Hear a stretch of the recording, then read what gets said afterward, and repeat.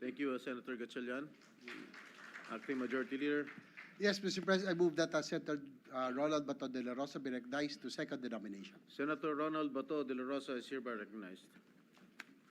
Thank you, Mr. President. Mr. President, esteemed colleagues, ladies and gentlemen, as your attorney, it is my honor to express my profound support for one of the sharpest, most intelligent senators I have ever had the privilege of working with. A real attorney with a heart, Senator Chis Escudero. He whose nomination I have the honor of seconding. So we may call once again him Senate President. I admit that I started as a reluctant supporter of our Senate President, caught up in the whirlwind of events at the time. I gave the kind of support that was almost synonymous with surrender, with raised hands and tear-stained eyes, as if to say, wala na rin akong magagawa. But in the last few months of the 19th Congress, he showed us how his steady hand and calm voice shielded the Senate from anything that gets in the way of our sworn duty to the people, from any threat to our mandate. Whether or not it is a coincidence that Escudero means shield bearer, I do not know. But of this, I am sure, Senator Chis has more than lived up to his name, safeguarding the Senate. In Senate President Escudero, we find exactly a leader who stands firmly at the forefront, ensuring that amid political fires, the Senate remains to be a body of still water that runs deep, reflective of the views and interests of the people. However, unlike a cold metal shield, his leadership warms our heart. With his almost transcendental adeptness, he comes up with a compassionate solution that works for all parties, especially for the Filipino people. And now, as I offer my support, once again, it is no longer an act of defeat or surrender. No longer to say, wala akong magagawa. Instead, it is one of conviction. We are making the right decision. The shield-bearer leader with a heart is the right choice. Maraming salamat, Mr. President, and I look forward to all that we shall accomplish in the 20th Congress. Thank you, Senator Bato de la Rosa. The Acting Majority Leader. Yes, Mr. President, I move that Senator Raffy Tulfo be recognized to second the nomination. Senator Raffy Tulfo is hereby recognized. Thank you, Mr. President. My dear colleagues, today I rise not just to nominate a leader, but to honor a legacy of service, an unwavering commitment to the Filipino people. I proudly support the nomination of Senator Francis Chis Escudero. More than anything, his experience and record in public service speaks for itself. From his early days as one of the youngest lawmakers in Congress to his role as Senate President during the 20th Congress, Senator Escudero has consistently championed legislation that uplifts lives. Under his leadership, the Senate passed key measures that strengthen our sovereignty, boost our economy, and protect our most vulnerable. But beyond the bills and titles, Senator Escudero brings leadership with heart. Matibay na puso ang kailangan upang pagtagpuin ang 23 magkakaiba na opinyon dito sa Senado at ibalanse ang mga ito sa direksyon na nais tahakin ng ehekutibo. He may have faced criticism for some decision taken as Senate President, but he made sure that those decisions were backed by sound reason and solid legal basis. As a leader, he was able to handle 23 hard-headed and strong-willed individuals with 23 different advocacies and opinions. Kaya naman, malaki ng respeto ko sa trabaho ng isang Senate President. So today, with full confidence in his ability to lead, to listen, and to deliver, I nominate Senator Francis T. Scudero because our nation deserves nothing less. Thank you. Thank you, Senator Raffy Tulfo. Majority Leader. Yes, Mr. President, I move that Senator Juan Miguel Zubiri be recognized for his nomination. Senator Juan Miguel Mig Zubiri is hereby recognized. Thank you very much, Mr. President. Akala ko mali din yung pangalan ko. You read it right. Dear my dear colleagues, I have the honor of nominating for the Senate presidency a tried and tested leader of this august chamber, a workhorse like no other, and a man who can strengthen the public trust in this institution in even the most turbulent times. No other than Senator Vicente C. Soto III. Senator Soto's track record speaks for itself. He's a veteran among veterans, beginning his career in public service as Vice Mayor of Quezon City in 1998, during which time he established the Vice Mayor's League of the Philippines, and by 1992, he began his first term in the Senate. He has been a hardline anti-drug champion throughout his public service career, spearheading the passage of the Comprehensive Dangerous Drugs Act of 2002 and the Anti-Drunk and Drug Driving Act of 2012. In the realm of the executive, he also served as the chairman of the Dangerous Drugs Board in 2008 before his return to the Senate in 2010. Other notable laws to his name are the Juvenile Justice and Welfare Council Act, the Children's Emergency Relief and Protection Act, the National Athletes Coach and Trainers Benefits and Incentives Act, and the Motorcycle Crime Prevention Act, as well as the Bayanihan to Heal as One Act and the Doktor Para sa Bayan Act. Throughout his 24 years in the Senate, as a testament to his great skill as a leader and a consensus builder, he has gained the trust of various sets of senators to serve as Majority Leader, as Deputy Minority Leader, and ultimately as Senate President. Having served in various leadership roles in the Senate, Senator Soto perhaps has developed a deep understanding of our rules and traditions, and more importantly, the gravity of upholding them. He does not just know our rules inside out, he also knows what chaos and instability will ensue if we fail to honor them. The Senate stands for more than just a legislative function.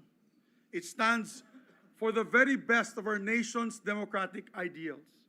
And as Senate President, Senator Soto was a traditionalist in the very best sense of the word, protecting the Senate's stand and legacy as a nation's last bastion of democracy.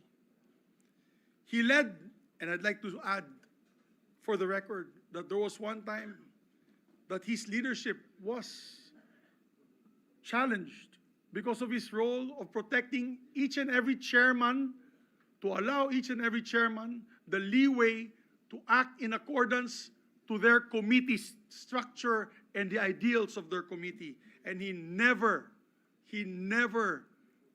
meddled with these traditions of the Senate.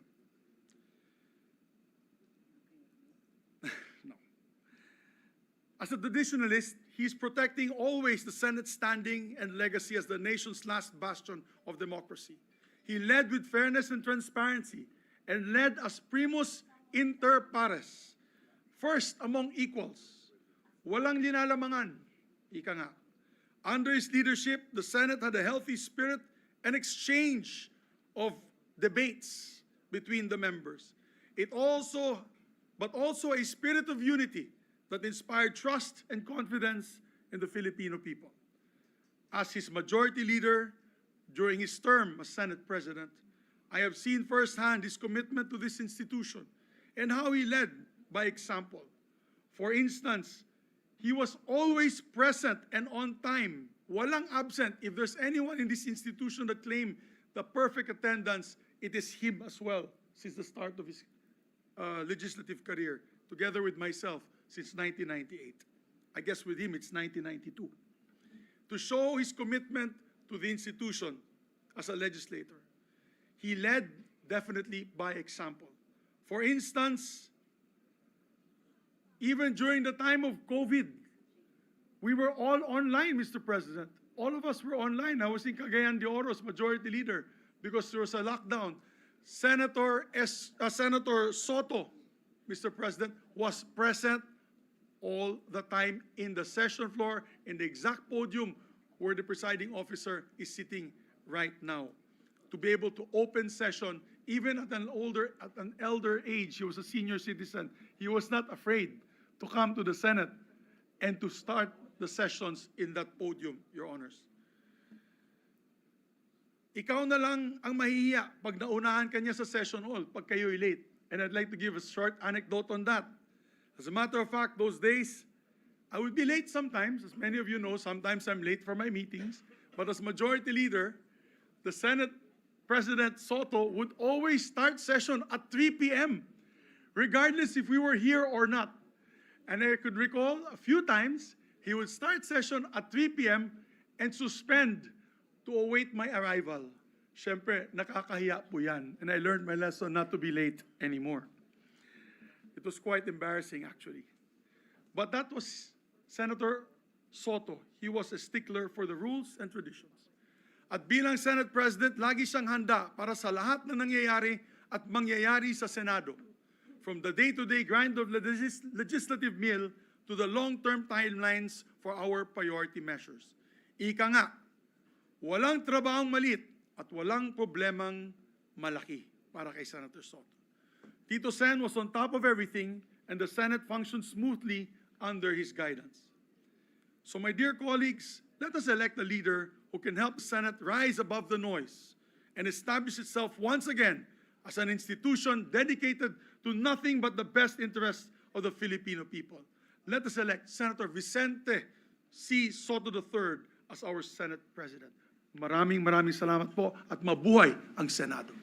Thank you, Senator Migs Subiri, Majority Leader. Yes, Mr. President, I move that Senator Lauren Legarda be recognized to second the nomination. Senator Lauren Legarda is recognized. Thank you, Mr. Presiding Officer. It is my honor to second the nomination of Senator Vicente C. Soto III for the Senate presidency. A former Senate President and the most seasoned member of this chamber, now in his 5th Senate term, Senator Soto brings unmatched institutional memory and legislative experience, as well as a firm grasp of the discipline and the decorum that this august institution demands. He understands both the weight of the Senate's traditions and the demands of principled dissent, qualities that powerfully distinguish his ability to lead the Senate. I was in my first term in 1998 till 2004. I was the majority leader in 2001, and he was the minority leader. Fast forward on my 3rd term, he was a Senate president for many years, and I was his trusted chairman of the Committee on Finance. We've worked together for more than 25 years, and I can attest to his discipline that he will lead with transparency, discipline, decorum, accountability, and many more, the traits needed by the institution at this time. This designation affirms our commitment to a Senate that is discerning and grounded in democratic principles, engaging in the work of legislation with integrity, transparency, accountability, and independence. Thank you, Mr. President. Thank you, Senator Lauren Legarda, Majority Leader. Mr. President, there are no other nominations. I therefore move that we close the period of nomination and proceed to vote for the position of the President of the Senate. Is there any second? Senator Alan, Peter?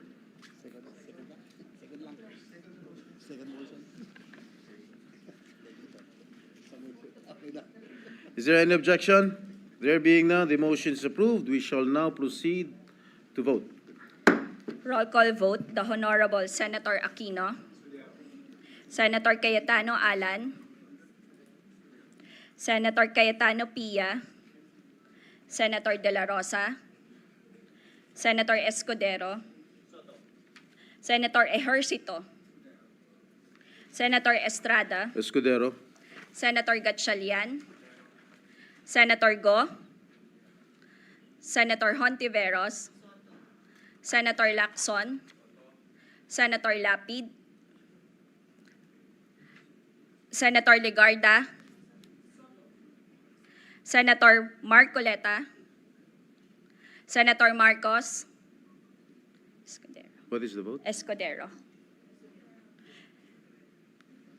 Hina. Escudero. Ba't mahina? Senator Padilla, Senator Pangilinan, And I'd like to explain my vote after the voting. Senator Soto, Senator Tulfo Erwin, Senator Tulfo Rafi, Senator Villanueva, Senator Villar Camille, Senator Villar Mark, Senator Zubiri, Lapid Escudero, ha?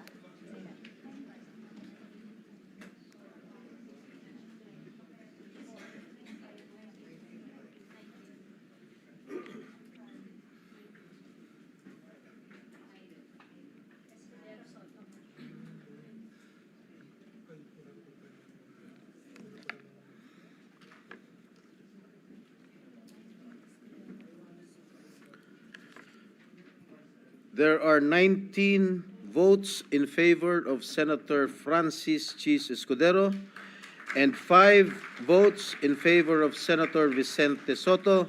Senator Francis Chis Escudero is therefore elected President of the Senate.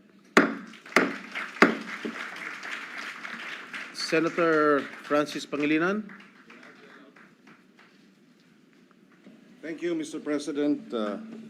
Congratulations to Senate President Escudero, maybe.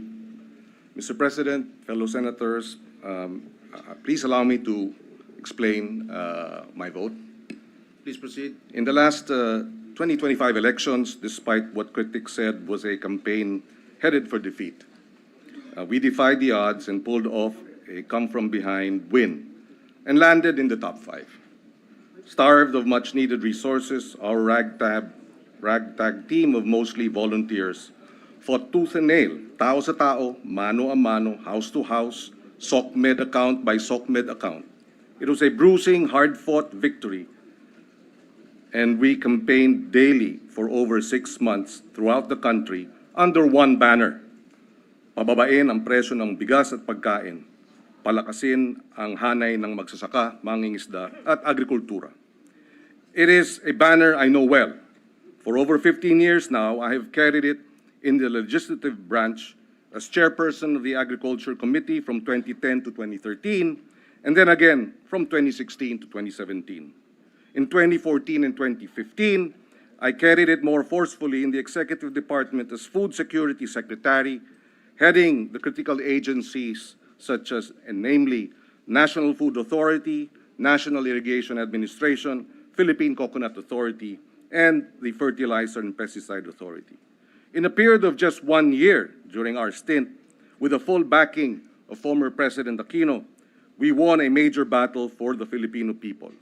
Panalo ang kababayan natin dahil natigil natin ang pagtaas ng presyo ng bigas at napababa pa ito ng hanggang 3 piso kada kilo sa loob lamang ng 1 taon. From 2014 to 2015, we brought down rice inflation nationwide from 15% to 0.8%, running after smugglers, hoarders, cleansing the bureaucracy and corruption in the NFA rice supply management, among others, that led to a savings of 7 billion pesos of government rice imports. By September 2015, we effectively managed rice prices, and nationwide inflation was at its lowest in 20 years. Kaya kung maalala natin ng ating mga kababayan, noong mga panahon na yun, maraming nabibili ang 500 piso at 1,000 piso sa palengke. Mababa, pinakamababang inflation. It is in this context that my decision to align with the majority and with the support of the majority of our colleagues secure the chairmanship of the Senate Agriculture Committee. We are facing a nation, our nation rather, is facing a food crisis. And high prices of food have led to unprecedented hunger incidents as well as unprecedented stunting among our children.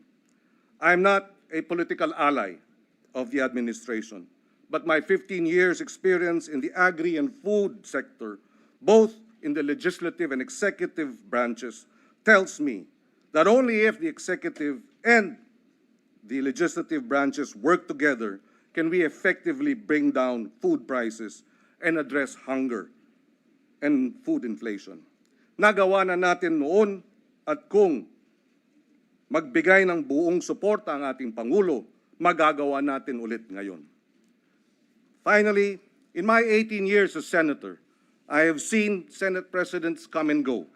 I have seen majority and minority blocs dissolved periodically. I have witnessed political alignments rearranged and reconfigured repeatedly. But what is long-lasting, what has permanence, what has stability and certainty are the landmark pieces of legislation marshaled by effective, experienced, and dedicated chairpersons of Senate committees that enact into law and enacted into law that have a direct, meaningful, and lasting impact in the uplifting of the lives of millions of our kababayans.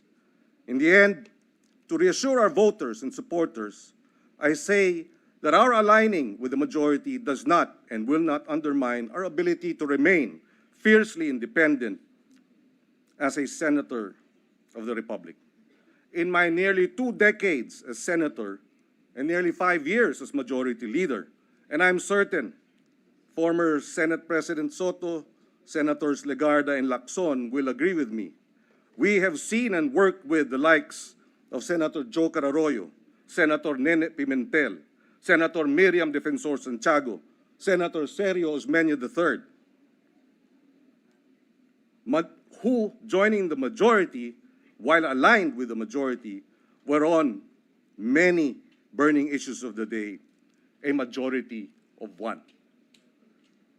They all serve as inspiration for this representation to remain fiercely independent and, if need be, act as a majority of one in the service of the nation.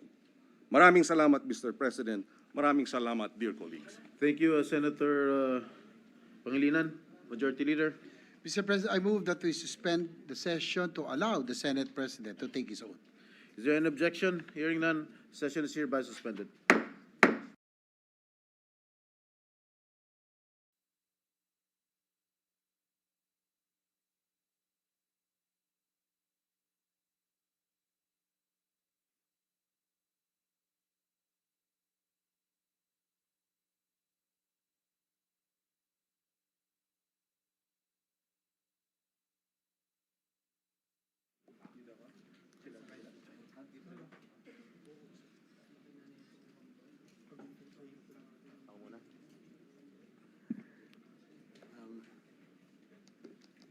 Majority Leader. Majority Leader. Yes, session is resumed, Mr. President. Session is resumed. We shall now proceed with the oath taking. Considering the solemnity of the occasion, may we ask the members of the Senate and our guests to please stand. The Honorable Senator Pia Cayetano will administer the oath to the Senate President-elect. Senator Escudero, please raise your right hand and follow after me. I state your name.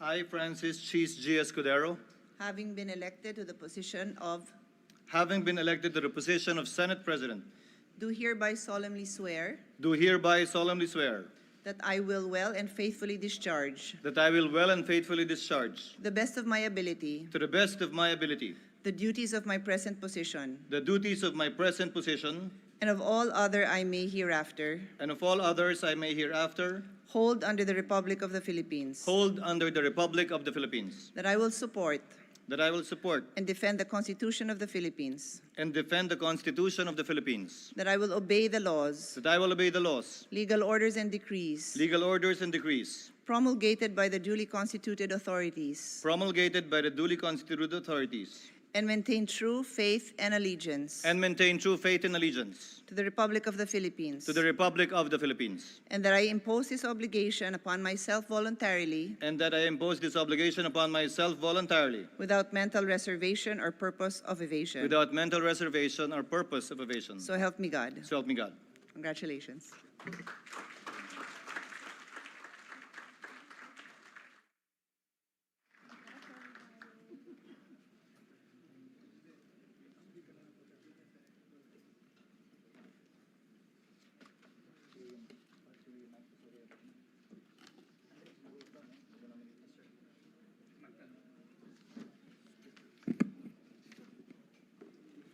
Majority Floor Leader.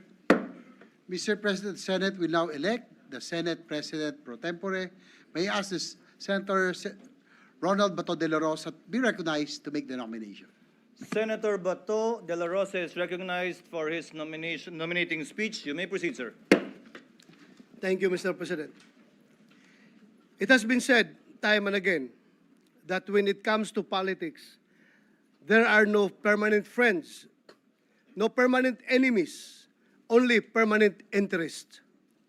But, Mr. President, the man I have the honor to nominate for the position of Senate President pro tempore proudly stands as a challenge to that statement. My friend, Senator Jinggoy Estrada. Mr. President, I am not nominating him for the position out of friendship alone. He has proven himself more than capable of leading this institution as its second highest official.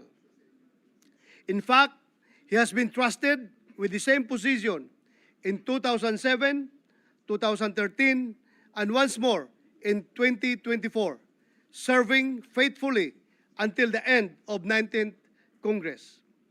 With his hard-earned seniority and accumulated wisdom from this chamber, Senator Jinggoy is a leader who steps up and delivers whenever he needs to, right when we need him. He sees beyond political colors and alliances. Being in politics, what Senator Jinggoy shows us is that it is also in our best interest to be true in our dealings, transcending our self-imposed boundaries. If only interests are permanent in his life, Mr. President, then we ought to follow the example of Senator Jinggoy and treat authentic friendship as an interest. Together, we shall pursue what is best for all of us. This is his brand of leadership, and it is one that I can definitely stand behind. Back then, I had the duty of guarding and ensuring the safety and security of Senator Jinggoy while he was vacationing at the PNP Custodial Center. I can personally attest to the impeccable character of his person. Wherever chamber he may be in, his body may have been imprisoned, but his ideas and aspirations for the poor remained free. Sorry. Paulit-ulit, lagit-lagi, kagaya ni Pangulong Irap, para sa masa, para sa mahirap. As he himself puts it, he is indeed a man of conviction. It is therefore my honor, Mr. President, to nominate, to once again be our Senate President pro tempore, Senator Jinggoy Estrada. Majority Floor Leader. Mr. President, there are no other nominations. I therefore move that the period of nominations be closed for the position of Senate President pro tempore. Any objection to the motion? Hearing none, period of nomination for the position of Senate President pro tempore is hereby closed, and there being no other candidate, Chair hereby proclaims Senator Jinggoy Ejercito Estrada as having been elected Senate President pro tempore. May I request Senator Estrada to kindly ascend the rostrum and take his oath. May I also request his family to join him here at the rostrum.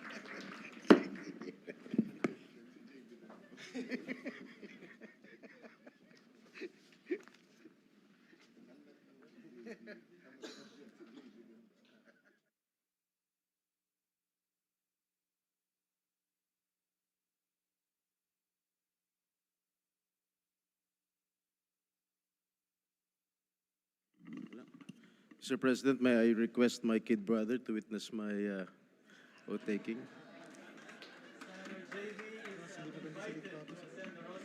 Join his brother.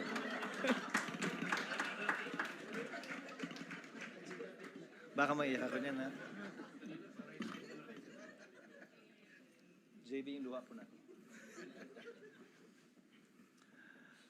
Please raise your right hand and repeat after me. I, please state your name. I, Jingoy Ejercito Estrada, Having been elected to the position of Senate President pro tempore, having been elected to the position of Senate President pro tempore, do hereby solemnly swear do hereby solemnly swear that I will well and faithfully discharge, that I will well and faithfully discharge, to the best of my ability, to the best of my ability, the duties of my present the position duties of my present position, and of all others I may hereafter hold, and of all others I may hereafter hold, under the Republic of the Philippines. under the Republic of the Philippines, That I will support and defend the Constitution of the Philippines. that I will support and defend the Constitution of the Philippines, That I will obey the laws, that I will obey the laws, legal orders, legal orders, and decrees promulgated by the duly constituted authorities. and decrees promulgated by the duly constituted authorities, And maintain true faith and allegiance and maintain true faith and allegiance to the Republic of the Philippines. to the Republic of the Philippines, And that I impose this obligation upon myself voluntarily, and that I impose this obligation upon myself voluntarily, without mental reservation without mental reservation or purpose of evasion. or purpose of evasion. help me God. So help me God. Congratulations. Thank you.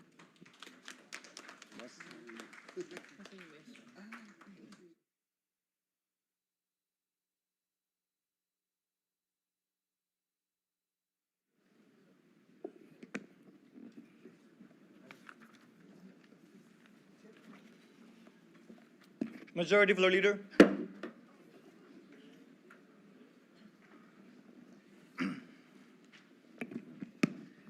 Mr. President, the Senate will now elect the chairperson of the Committee on Rules. To make the nomination, I ask that Senator Alan Cayetano be recognized.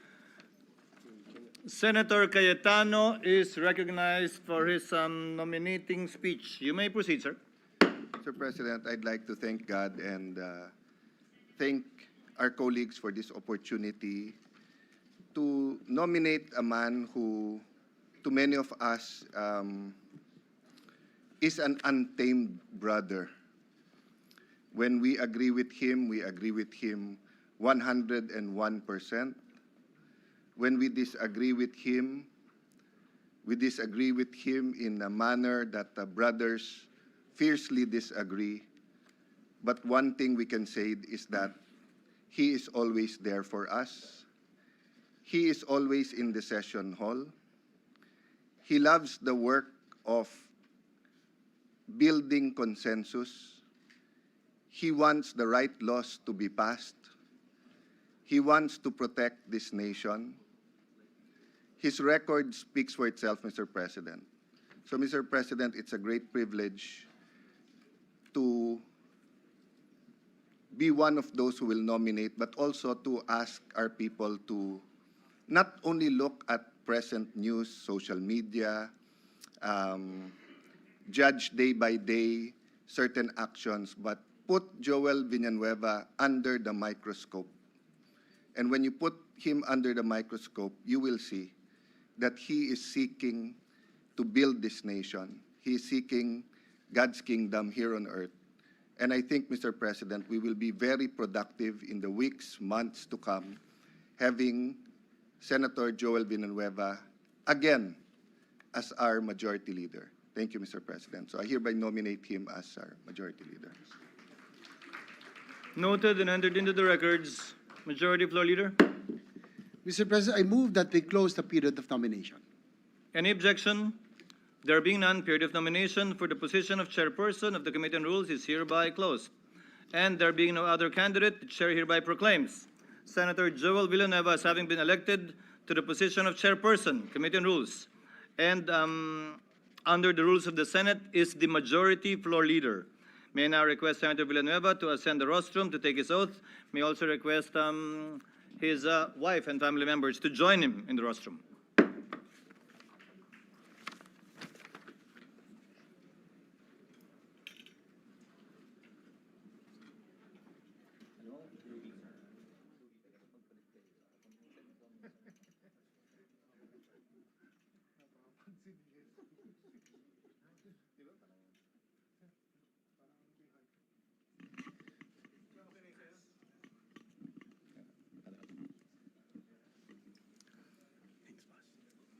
Please raise your right hand and repeat after me. I, please state your name.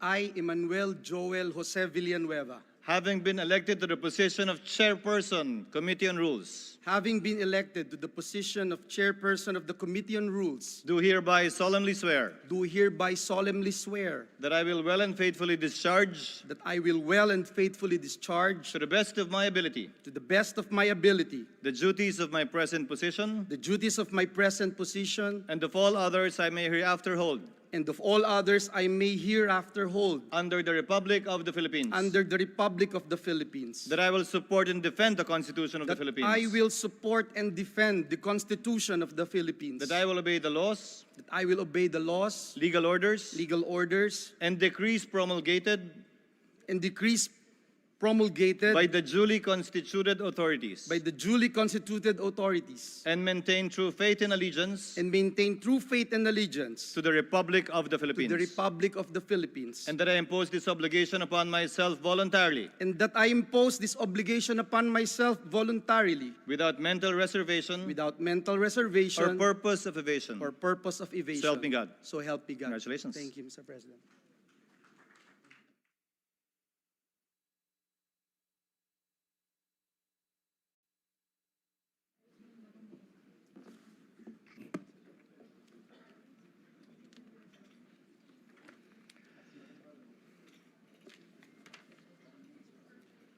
Majority Floor Leader.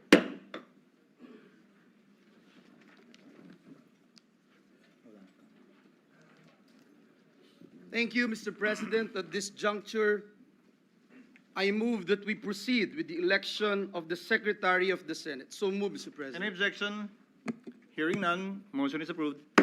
Mr. President, for the position of the Secretary of the Senate, may I respectfully nominate Attorney Renato N. Bantug Jr. So move, Mr. President. Attorney Renato N. Bantug Jr. is hereby nominated. Are there any other nominees? Mr. President, there are no other nominations. I therefore move that the period of nomination be closed. I so move. Any objection? Chair is none. Motion is hereby approved. There being no other candidate, Attorney Renato N. Bantug Jr. is hereby elected as Secretary of the Senate. The oath taken to take place after the session. Majority Leader. Thank you very much, Mr. President. Mr. President, at this juncture, I move that we now proceed with the election of the Sergeant at Arms. Any objection? Hearing none. Motion is approved. Mr. President, may I move that we recognize Senator Bato de la Rosa for his nomination. So move, Mr. President. Senator De La Rosa is recognized for his speech nominating the Senate Sergeant at Arms. You may Thank you, proceed, Mr. sir. President.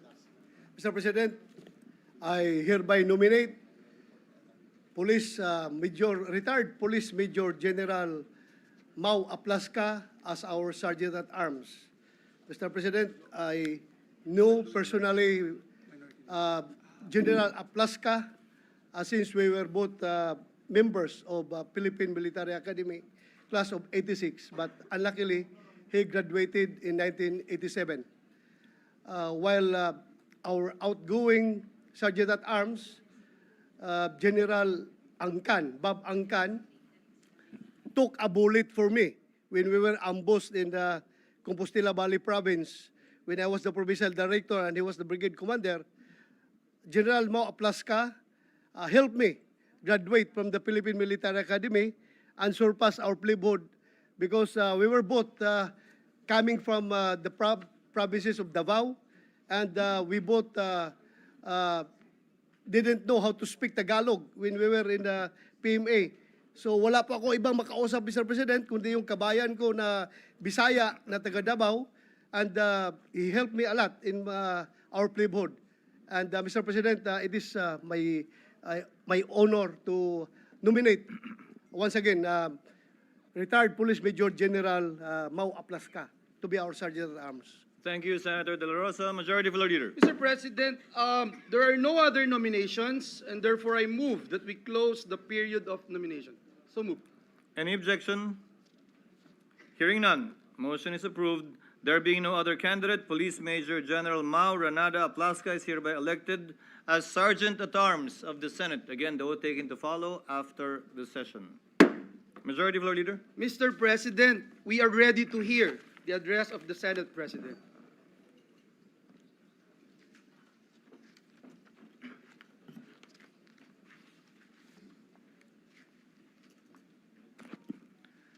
Bago ko magsimula, nais ko magpasalamat sa aking mga kasamahan sa patuloy po ninyong paniniwala at pagtitiwala. Esteemed members of the Diplomatic Corps, members of the Cabinet, my dear colleagues in the Senate, both past and present, my fellow workers in government, mga minamahal kong kababayan, Diyos marhay na aga sa Saindo Gabos, good morning. As we open the 20th Congress of the Republic of the Philippines, allow me to begin, as I do every morning, with a prayer for serenity. If you're familiar with it, kindly bear with me. Lord, grant us the serenity to accept with patience the things we cannot change. Grant us the courage to change the things that we can, and most importantly, grant us the wisdom to know the difference. These words have comforted me all of my life, especially now, as we enter another turbulent chapter in our nation's history. These words also offer clarity in times of confusion and calm in moments of crisis. Of late, there seems to be no shortage of either. It seems our days are full of contention and conflict, issues that divide, politics that polarize, and partisanship that distracts us from our work. Some will say we are a divided nation, and that this is reflected even in our chamber. To this I say, in a democracy, disagreement is not division, and that debate is not synonymous with dysfunction. On the contrary, I believe that disagreements, debates, and disputes are evidence that our democracy is alive and well. For as history has shown us, democracy does not wither from too much debate. Rather, it dies from too little. In our line of work, we should not and cannot take things personally, especially in the age of social media, where every citizen has a platform in the palm of his or her hands. We should not and cannot respond to every comment. We should rise above any anger, resentment, and bitterness we may have. We should move on. We should move forward, and we must continue to do our job. We are here to serve our people, guided by our conscience, driven by our conviction, and emboldened by courage. We should not and cannot bow to a mob. We will not be cowed by the shrillest of voices. We will stand up for what is right, what is just, and what is consistent with the rule of law and our Constitution. That we disagree does not mean that you are right and I am wrong, or that I am right and you are wrong. After all, nobody has a monopoly of good ideas, intentions, and plans for our country, nor does anyone have a monopoly for love of our country. Just because I am not on your side does not necessarily mean I am on the wrong side. Let history be the judge of that, for hindsight is always 20/20. We are the nation's conscience, and it's the final check of abuse and tyranny of the so-called majority at times, unyielding to threats, unmoved by noise, and unafraid to say no if it is the right thing to do. And let me make one more thing clear, though. Yes, I may hold the gavel. I may preside over sessions, issue orders, and signal the start and end of debates. But this Senate is not mine alone to lead. The direction we will take will never be determined by a single hand, much less my hand, but by 24 heads, each with a mandate, each with a mind, each with a voice that matters. This is a collective body, and its strength lies in the balance, not in the banging of that gavel. While we come from different provinces, parties, and pasts, I have no doubt this Senate shall prevail despite the issues that have come to divide us. We have overcome them before, and we shall overcome these again. Throughout history, humanity has thrived on the rich tapestry of diverse perspectives, each contributing a unique thread to the fabric of our society. It is this mosaic of voices that brings innovation, progress, and understanding. No one perspective holds all the answers, and it is precisely in our differences that we should find strength. We must cherish diversity of thought and approach it with humility.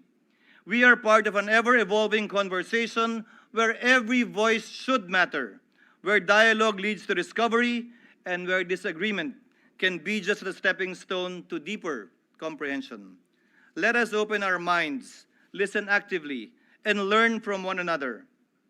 Ang mga pagkakaiba po natin ay hindi sagabal. Bagkos ito ang nagbibigay saysay sa ating mga deliberasyon. And in the 20th Congress, as in those before it, there will be many deliberations and discussions, some more contentious than others. In these moments, I pray we choose to listen more, not to shout louder, to disagree without being disagreeable, to always be respectful and to respect each other's opinion, to speak not to score political points, but to make a point, and to debate not to destroy each other, but to build the nation together. At the end of the day, we must work together to find common ground and common cause, to find common solutions to our common problems. Hiling at panawagan po ko po sa aking mga kapwa senador, magtrabaho po tayo sa kabila ng ingay ng politika sa ating kapaligiran. Dahil lahat tayo ay nasa iisang bangka lamang, at iisang direksyon lamang ang ating tinatahak. Tungo sana sa pagkamit ng mga pangarap, hangarin, mithin at layunin ng ating mga kababayan. Every day, the Filipino people look to the Senate to come up with solutions that will improve their lives, address their needs, and bring their aspirations within reach. First, to put food on their tables, roofs on their heads, and sufficient paychecks in their pockets. To lower the cost of living so that each family may live comfortably and humanely. To open doors of opportunity, providing meaningful jobs and support to small businesses. To support the farmers who feed our people yet cannot feed their own. To write a national syllabus that will truly educate our children and prepare them for the future. To provide a healthcare system that treats the sick without bankrupting their families. To install a safety net for those who fall through the cracks and enable them to rise again. To safeguard our streets from the influence of drugs and crime, protect our rights, and ensure that justice is accessible and served swiftly and fairly for all. To defend our borders, secure our seas, and uphold our sovereignty while maintaining cordial relations with other nations. To protect our environment, adapt to climate change, and shield our people from the ravages of natural disasters. To fight graft and corruption, restore dignity and efficiency in public service, and reform our politics. And, last but not the least, to lay the foundations, both physical and legal, that will ensure that every Filipino partakes in the bounty of development. Ultimately, every act we take, every law we make, must pass a single test. Makakatulong ba ito sa ordinaryong Pilipino? This is our duty. This is our mandate. At inuulit ko po, magtrabaho tayo. My dear colleagues, noong nagdaang halalan, iba't ibang kulay ang dinala natin. Pula, asul, dilaw, berde, puti, kahel o rosas. But as we all know, the elections are over and the last ballot has been counted. For the sake of our people, it is time we trade the colors of our campaigns for the colors of our country. In place of the colors that divide us, let us embrace the colors that truly matter, the colors that define who we are as a nation, the colors on the flag that hangs before us. Asul, sagisag ng lahing Pilipino na kakaiba sa ibang mga lahi, may dangal, may paninindigan, at hindi kailanman papalupig. Puti, sagisag ng pagkakapantay-pantay ng bawat Pilipino at katarungan para sa lahat. dilaw na araw at mga bituin, sumasagisag sa mga mataas na mithiin, hangarin at layunin ng ating mga kababayan at pag-asa na dala ng bawat bukas. Pula, sagisag sa ating kahandaang hindi lamang mamatay, kung kinakailangan lumaban at pumatay, alang-alang sa kalayaan at kasarinlan ng ating bayan. Our flag has endured war and occupation, dictatorship and disaster, revolution and crisis, and still it continues to fly in the hearts and minds of our people. It stands before us now, not as a mere symbol, but a solemn reminder of the country that we serve, the people we represent, and the duty we have sworn to fulfill. Isa siyang paalala, hindi tayo nandito para sa sarili nating interes o interes ng isang partido o individual. Isa po siyang paalala na nandito tayo para maglingkod, buong dangal, buong puso, at buong katapatan para sa ating minamahal na inang bayan. Let us carry out this collective duty with humility, integrity, and purpose as we begin this new chapter of the Senate together. Isa pong malaking karangalan para sa akin ang makausap po kayo sa umagang ito at manilbihang muli bilang tagapangulo ng Senado sa okasyon ng pagbubukas ng ika-20 Kongreso. Sa muli po, magandang umaga at naway pagpalain po ng Diyos ang ating bansa at ang sambayanang Pilipino. Maraming salamat po.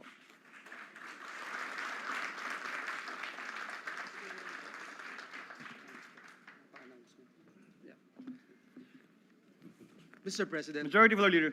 Mr. President, in line with the call from the Senate President, may we invite all members of the Senate to attend all members caucus tomorrow at 1 p.m. in the Senate President's office. Just to put that on record, Mr. President. Mr. President, at this juncture, may I move that we recognize the distinguished gentleman from Bukidnon, Senator Mig Zubiri, who is seeking the floor. What is the pleasure of the Honorable Zubiri? Thank you very much, Mr. President. Mr. President, we'd just like to manifest on those who dissented on the election of the Senate President that we would like to nominate for our minority floor leader no other than Senator Vicente Soto III, just for the record. Thank you, Mr. President. Noted and entered into the records. Senator, what is the pleasure of Senator Soto? Mr. President, thank you. I'd like to thank my majority leader and former Senate President, Mig Zubiri, for that. I have been a good soldier of this august body since 1992. And I am always honored by any position entrusted to me by my esteemed colleagues. So I pledge to perform the duties and responsibilities of being the minority leader. And just for the record, a reminder to all of us, Proverbs 3, verse 6. In everything you do, put God first, and He will direct you, and crown your efforts with success. Thank you, and congratulations, Mr. President. Thank you, Senator Soto, and we look forward to engaging and working actively with the minority of this chamber. What is the pleasure of Senator Pangilinan? Yes, Mr. President, just a parliamentary inquiry. What is the parliamentary inquiry of the Honorable Pangilinan? Yes, Mr. President, we elected the chairman of the Committee on Rules. He went up to the rostrum and took his oath as majority leader. Should we not give the same procedure with the minority leader? By tradition, the majority and the minority leaders are our officers. By tradition, it's not in our rules. And so perhaps and the tradition, I understand, of having the majority leader take his oath happened maybe two Congresses ago. I mean, to provide, I understand Senator Soto, our minority leader, is declining, but to provide the minority the stature that they deserve. How the majority treats the minority is indicative of how there is parliamentary courtesy. I think it's courtesy to allow the minority leader, should he agree, to likewise take his oath. Senator Soto is recognized. President. Thank you, Mr. President. Thank you very much to my favorite nephew-in-law. I thank you for that. But it grieves my heart to decline because when we elected Senator Frank Drilon as minority leader, we didn't ask him to take the oath anymore. So I can take the oath by merely saying that I will perform the duty of a minority leader. Thank you. Thank you, Senator Pangilinan. We thank Senator Pangilinan for his suggestion. Likewise, we thank the magnanimity of Senator Soto. But for the record, Senator Soto is correct. That has never been done before, especially given the fact that the minority leader is selected and not elected. But we can always establish a new tradition should the minority leader agree or any minority leader agree to do so at some future time. Just for the record, Mr. Yes. President, I observe this because not that I was disappointed, but I did not take my oath as majority leader when I was majority leader in 2004. So I suppose, again, traditions form part of our rules, precedents rather form part of our rules, and if that has been the precedent, that the majority leader takes his oath while the minority leader does not, we have no objections, Mr. President. Thank you, Senator Pangilinan. Majority Floor Leader. Yes, we thank Senator Pangilinan and again congratulate our minority leader, our esteemed colleague, our former Senate President, Senator Tito Soto. Mr. President, at this juncture, I move that we adopt proposed Senate Resolution number 1. So move, Mr. President. Any objection? Hearing none, consideration of proposed Senate Resolution number 1 is now in order. Senate Secretary is directed to read the title only of the measure. Resolution informing President Ferdinand Romualdez Marcos Jr. that the Senate has been organized with the election of its officers, and that this body has entered upon the exercise of its functions for the first regular session of the 20th Congress of the Philippines. Majority Floor Leader. Mr. President, I move that we adopt proposed Senate Resolution number 1. Any objection? Hearing none. Motion is approved. Proposed Senate Resolution number 1 is hereby adopted. Mr. President, this juncture, I move that we consider proposed Senate Resolution number 2. So move, Mr. President. Any objection? Hearing none, consideration of the aforementioned resolution is now in order. Senate Secretary is directed to read the title only of the measure. Resolution informing the House of Representatives that the Senate has been organized with the election of its officers, and that this body has entered upon the exercise of its functions for the first regular session of the 20th Congress of the Philippines. Majority Floor Leader. Mr. President, I move that we adopt proposed Senate Resolution number 2. Any objection? Hearing none, proposed Senate resolution is hereby adopted. Mr. President, I move that we consider House Concurrent Resolution number 1. So move, Mr. President. Any objection?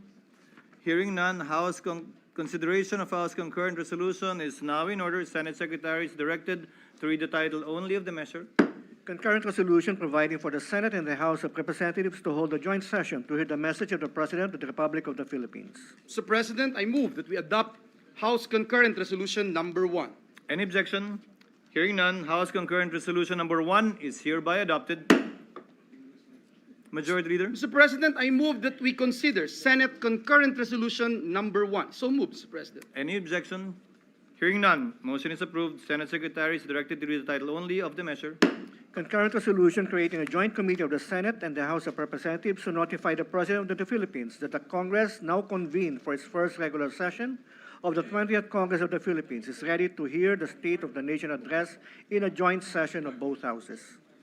Mr. President, I move that we adopt Senate Concurrent Resolution number 1. Any objection? Hearing none, Senate Concurrent Resolution number 1 is hereby adopted. Pursuant thereto, Chair hereby appoints the following to the Joint Notification Committee on the part of the Senate, namely Senators Estrada, Villanueva, Ejercito, Cayetano, Alan, and our distinguished Minority Floor Leader, Senator Soto. So ordered. Majority Leader. Thank you very much, Mr. President. Before we suspend the session, may we request our colleagues to remain at the session hall for the official pictorial. We advise the public not to enter the hall while the pictorial is ongoing. Mr. President, there being no further business, I move that we suspend the session until 4 o'clock this afternoon, at which time we shall reconvene at the session hall of the House of Representatives to hear the State of the Nation address of President Ferdinand Romualdez Marcos Jr. in a joint session of both houses of Congress, and upon its adjournment, the session of the Senate shall be considered adjourned until 3 o'clock in the afternoon of Tuesday, July 29, 2025. So moved, Mr. President. Any objection?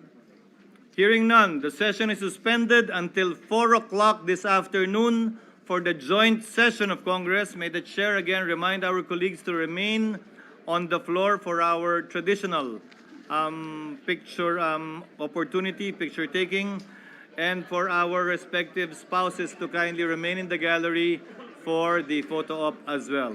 The members of the Senate are advised to proceed and to be seated at the Senate Session Hall of the House of Representatives on or before 3:30 p.m. Session is suspended.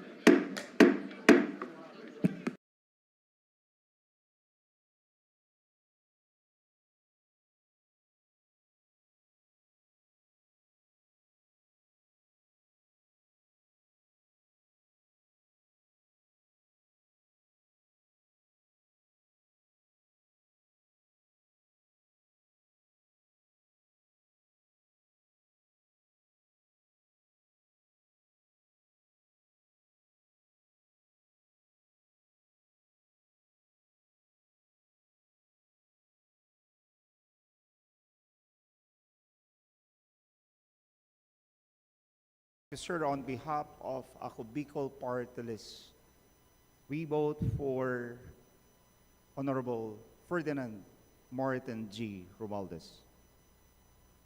Garcia Albert.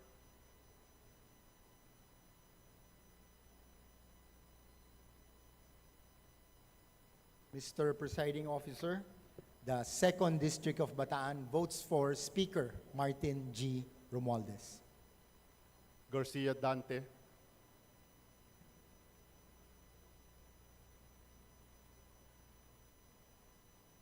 From the 2nd District of La Union, my vote goes to Speaker Martin Romualdez. Garcia Jose Arturo. For the 3rd District of Rizal, we vote for Speaker Martin Romualdez. Garcia Karen Hope. I vote for the Honorable Martin Romualdez. Garcia Maria Angela. Mr. Presiding Officer, as the representative of the 3rd District of Bataan, I cast my vote for Speaker Ferdinand Martin G. Romualdez. Guardiola.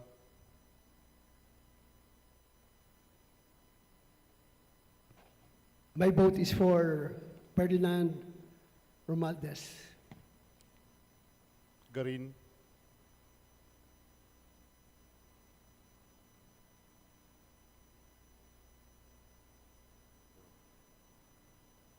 Gatchalian.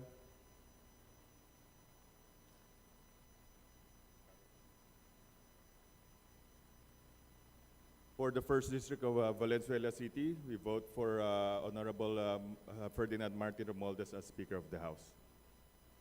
Gato.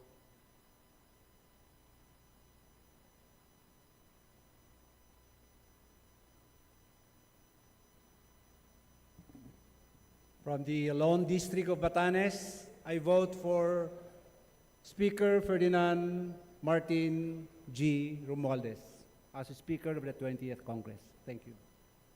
Glepa.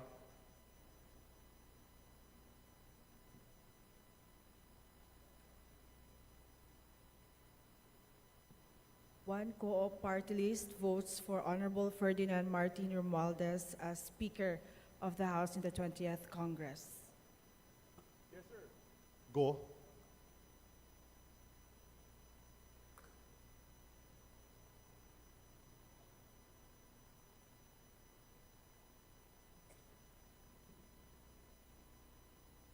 Second District of Isabela votes for Speaker Martin Romualdez. Gomez.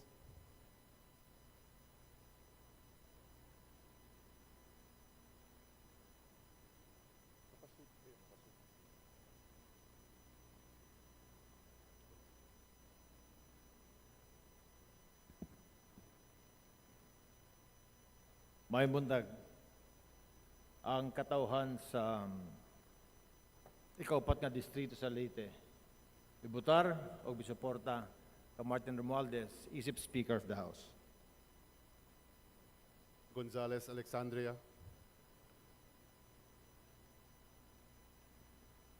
For the Lone District of the City of Mandaluyong, I vote for Speaker Martin Romualdez. Gonzales Alaisa Micaela.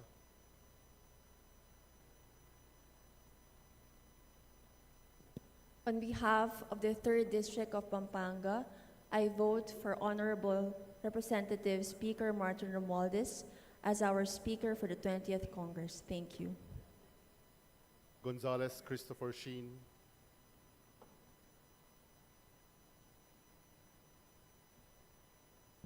Good morning, Mr. Presiding Officer. For the Lone District of Eastern Samar, I abstain. Gonzales Roy. For the Lone District of the City of Santa Rosa, we vote for Speaker Ferdinand Martin Romualdez. Goriseta. Good morning. From the 2nd District, Province of Iloilo, my vote is for Speaker Martin Romualdez. Thank you. Guico.